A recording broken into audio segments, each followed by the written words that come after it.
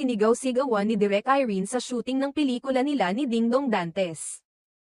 Hindi inaasahan ng marami na ang isang respetado at batikang aktres tulad ni Charo Santos Concho, dating presidente at CEO ng ABS-CBN, ay makararanas ng pagsigaw mula sa sariling direktor sa gitna ng shooting.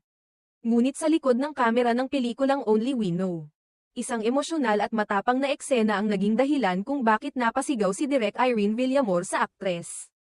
Sa isang panayam, inalala ni Charo ang partikular na tagpong iyon, kung saan kinukunan nila ang isa sa pinaka-importanteng bahagi ng pelikula.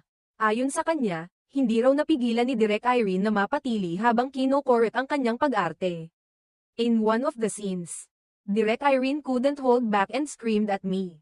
"Ano ba, Ma'am Charo? Hindi ka rito, Ma'am Charo," pagbabahagi ng aktres. Tinukoy ni Direk Irene na kailangang kumawala si Charo sa kanyang